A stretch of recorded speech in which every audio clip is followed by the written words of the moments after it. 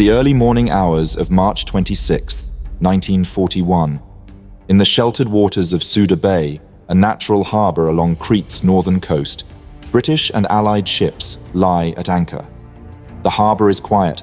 A few sentries walk the piers. Most crews are asleep. Floodlights sweep the surface at intervals, searching for aircraft or periscopes. But there is no alarm. Nothing stirs. Out at sea, riding low in the water, 6 Italian sailors grip the controls of explosive motorboats, barcini. They've been launched from a support ship under cover of darkness and guided close to the harbour mouth by a fast torpedo boat.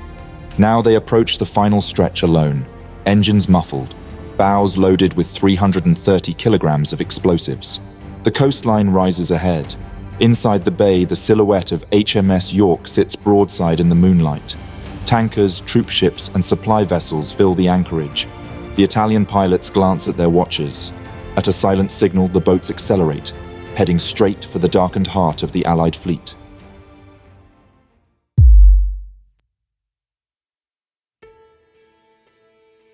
By March 1941, the war in the Mediterranean had entered a phase of shifting tempo and growing stakes. The major fleets of Britain and Italy had already exchanged blows at Calabria, Taranto, and in a string of convoy skirmishes. But the core struggle had become logistical. Allied and Axis supply lines stretched from ports in Italy, Egypt, and Greece to war fronts in North Africa and the Balkans. Whoever could maintain the flow of fuel, troops, and ammunition across these contested waters would dictate the shape of the campaigns on land and sea alike. Naval war in the Central Basin was no longer defined solely by tonnage. It was about reach, pressure, and disruption. While the Royal Navy remained dominant on the surface, it had taken significant punishment. The carrier Illustrious had been badly damaged in January during operations covering convoys to Malta and Greece, forcing the British to reduce offensive action from Alexandria. Its temporary loss disrupted plans for striking Italian supply convoys and bases in the central Mediterranean. With Cunningham's fleet pinned down, Force H, based in Gibraltar, shouldered more responsibility for surface raids, culminating in the bombardment of Genoa, which destroyed 5 freighters and damaged 18 more. This strike thrilled Churchill and rattled Mussolini, but in operational terms, it led to nothing decisive. The Italian battle fleet sortied late and found nothing, thanks in part to miscommunications and bad weather. The raid exposed the vulnerability of Italian ports, but it also convinced British planners to slow further surface advances for fear of overextension. Meanwhile, the Italians began quietly winning a different kind of battle, the convoy war. From February to June 1941, Axis shipping to Libya surged, with monthly supply deliveries peaking at over 95,000 tons in March alone. Troop transports increased dramatically. 81,785 soldiers were ferried across the Mediterranean in 5 months, despite growing British submarine activity. Naval escort tactics had improved. Fast convoys guarded by destroyers and torpedo boats slipped past Allied pickets, particularly after German air units deployed to Sicily and Tripoli provided added cover. Italian losses at sea were low, with March peaking at just 9% of material lost in transit. Supermariner viewed this success as a fleeting window. British air power was recovering. New destroyers were entering service. Malta remained a constant threat. Though Rommel had arrived in Libya and launched an unexpected offensive into Cyrenaica, Axis planners knew that unless they kept their convoy edge, the whole enterprise might collapse. They also knew that Britain's increased presence in Greece would draw more Allied ships into the Aegean, particularly through the strategic port of Souda Bay. Suda Bay, nestled on the northern coast of Crete, had become a hub for British logistics and forward deployments. From here, destroyers and cruisers operated against Axis convoys in the central basin, while troop movements and special operations were staged to support the crumbling Greek front. In late February, for example, British forces had briefly seized the island of Castellarizo with a combined force of commandos and gunboats from Suda. But the operation was reversed within days following Italian counterattacks by torpedo boats Lupo and Linz, supported by destroyer reinforcements. Despite this, Suda's harbour defences remained light. A single anti-submarine net protected the entrance, and patrols were inconsistent. British confidence in the bay's security reflected assumptions about geography. It was seen as too far for Italian surface attacks, too small for aerial strikes to be cost-effective, and too remote for infiltration by unconventional means. For Italy's elite naval commando unit, the Decima Flottiglia Mass, this complacency presented an opening. The 10th Assault Vehicle Flotilla had evolved from early experiments with human torpedoes into a sophisticated sabotage force capable of operating beneath and beyond traditional naval battles. Commanded by Junio Valerio Borghesi, the unit had specialized teams trained in nighttime infiltration, underwater navigation, and close-range demolition. They had not yet achieved a major success, but their weaponry had matured. Among their most effective tools were MTM explosive motorboats, fast one-man vessels packed with over 300 kilograms of explosives in the bow. Designed to be launched from a mothership and piloted toward a target, each boat was aimed manually. Once locked on course, the operator would leap out and escape via a flotation collar or breathing tube. Detonation was controlled by time delay fuses, giving the pilot a chance to survive, though few expected to be recovered. Supermarina authorized an operation targeting Suda in early March. Aerial reconnaissance had confirmed the presence of valuable targets, including the heavy cruiser HMS York, lead ship of her class, and the tanker Pericles, recently arrived with fuel and cargo.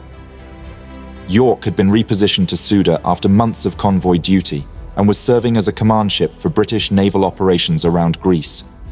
Immobilizing her would be both a symbolic and operational blow. The mission was named Operazione Baia di Suda. It would be carried out by 6 volunteers from Decima Mass, each trained specifically for this style of assault. The team was led by Sub-Lieutenant Luigi Fagioni, with Second Lieutenants Angelo Cabrini and Tullio Tedeschi, and Seamen Alessio De Vito, Lino Beccati and Emilio Barberi. Their target assignments were kept confidential until embarkation. All were told to expect capture. The element of surprise was paramount. The chosen motherships were 2 elderly destroyers, Francesco Crispi and Quintino Sella. Their decks had been modified to mount the MTMs externally, slung on rails for rapid deployment. On the 25th of March, under radio silence, the 2 vessels departed Leros in the Dodecanese. British reconnaissance failed to detect the sortie. The destroyers made the crossing under cover of night, skirting the Aegean Islands, and using islets to mask their radar profile. Conditions were ideal: light cloud, calm seas, and a moonless night. The launch of the raid coincided with the broader Italian naval maneuver taking place that same night. In the early hours of the 26th of March, the Regia Marina initiated Operation Gaudo, a fleet movement involving the battleship Vittorio Veneto, multiple heavy cruisers and destroyers, intended to engage British forces east of Crete. While the surface fleet action would eventually culminate in the Battle of Cape Matapan, the Souda Bay operation was executed independently. During the destroyer's voyage, final checks were conducted. Engines were warmed, explosive caps tested, watches synchronized. Each pilot carried a rubber suit, waterproof compass, emergency rations, and a breathing tube. The expected approach was 4 to 5 hours from launch to harbor entry. Navigation would be by dead reckoning and visual cues alone. Any error could result in grounding, detection, or disorientation. Shortly after midnight on the 26th of March, the 2 destroyers stopped roughly 10 miles north of Souda Bay. The launch began immediately. In silence, the 6 MTMs were lowered into the water and released. The operators climbed aboard and fanned out into pre-assigned lanes of approach. At approximately 4:30 on March 26th, the Italian MTM motorboats passed the final curve of coastline and slipped silently through the unguarded entrance of Suda Bay. The sea was flat, black, and windless. No searchlights swept the harbor. There was no challenge from patrolling vessels. The anti-torpedo net that usually spanned the harbor mouth had been left open, or perhaps was only partially deployed. In either case, the Italians passed through undetected. The bay was still asleep. HMS York, the heavy cruiser and primary target, lay anchored east of the central basin. Her silhouette was unmistakable. 2 tall funnels, a long, low hull, and the distinctive aft superstructure of the County class. Positioned near the eastern quay, she was moored head out, perpendicular to the waterfront, with her starboard side facing the open harbour. No crew were on visible watch. Just beyond her, partially silhouetted by a cluster of shorelights and faint dawn haze, lay the oil tanker Pericles. Several other auxiliary and merchant vessels were scattered deeper into the port's recesses. From the dark shallows near the entrance, the raiders fanned out. Sub-Lieutenant Luigi Fagioni, piloting the lead MTM, angled to starboard and made for York. His motorboat skated across the surface, throttled low, wake barely visible in the half-light. On his left, two other craft moved toward Pericles and a second vessel near the fuel dock. The remaining three, without specific assignments, were to target anchored freighters or create confusion near the piers. Each boat carried a 330-kilogram charge in the bow, fused to detonate below the waterline upon impact. At full speed, the MTM could reach nearly 30 knots, but the final run was made at reduced throttle to avoid detection and increase accuracy. From the deck of York, there was no reported alarm. Despite previous minor alerts, the crew had been operating at relaxed readiness. There was no blackout, no immediate patrol presence. As Fagioni approached, he trimmed his engine, checked the alignment of his rudder, and flipped the arming switch beneath the seat. Once set, he stood, removed his belt, and braced himself for the jump. At just over 100 meters from the cruiser, he locked the helm and leapt. His body hit the cold water in silence. Behind him, the MTM surged forward, empty, humming, loaded. A moment later, it struck York beneath her forward boiler room. The explosion tore a jagged hole in her hull, flooding two boiler rooms instantly and knocking out all electrical power. Elsewhere, another MTM, possibly piloted by Second Lieutenant Angelo Cabrini, slammed into Pericles. The detonation was delayed, possibly due to an altered fuse setting or target angle, but when it came, it split open her engine compartment. The tanker immediately began to list. Fire broke out on deck as fuel leaked and ignited. Meanwhile, two more MTMs attacked the western side of the harbour. One crashed against a freighter berthed near the naval repair quay and exploded against its hull. The vessel's name has since been lost, but British records indicate it was either heavily damaged or later scuttled. The 5th and 6th MTMs failed to reach their assigned targets. One was spotted and fired upon, veering off into the shallows before detonating harmlessly. The other was disabled by mechanical failure and eventually sank without impact. Inside York, confusion reigned. The initial explosion had knocked out communications, lighting, and power to the main battery.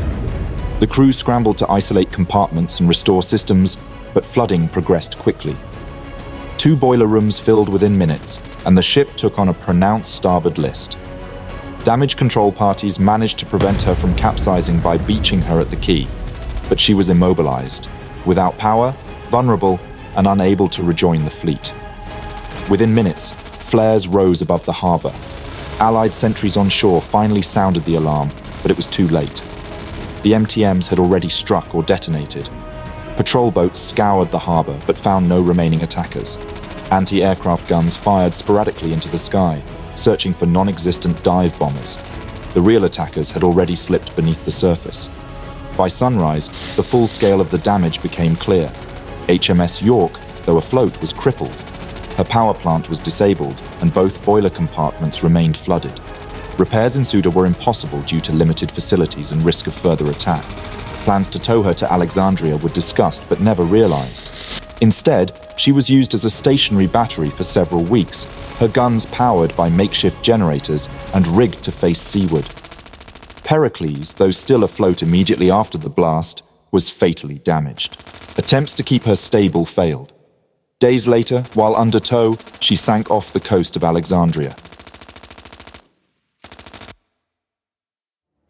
All operators survived the approach and impact. They attempted to swim toward the rocky shoreline at the western end of the bay, using flotation collars and small breathing tubes to avoid detection. By dawn, however, British patrols had begun a methodical search. Fagioni and 3 others were captured that morning, exhausted and suffering from exposure. One man, Seaman Emilio Barberi, was reportedly unconscious when found and was later hospitalized. All 6 were eventually taken as prisoners of war. The harbor remained on high alert throughout the day. Allied divers searched the wreckage, and salvage teams began work on York. Patrols were doubled, but the damage had been done. In less than 30 minutes, 6 small boats launched from destroyers 10 miles offshore had paralyzed one of the Royal Navy's heavy cruisers, sunk a vital fuel tanker, and humiliated Allied defenses at a key forward base. There was no immediate retaliation, no aircraft launched, no destroyers sent in pursuit. The base at Suda was still reeling, and the British fleet's attention was already turning to something else. Intelligence from recent intercepts had suggested the Italian surface fleet was on the move. They were right. As the raid unfolded, the Regia Marina was executing Operation Gaudo, a major fleet action aimed at drawing out and destroying British forces near Crete. The timing had not been coordinated with the Suda operation, but the effect was cumulative. A nighttime strike by Commandos, followed by the approach of capital ships, sent a clear message. The Mediterranean was still contested. Souda Bay fell quiet again in the hours that followed. The flames were put out. Patrols resumed.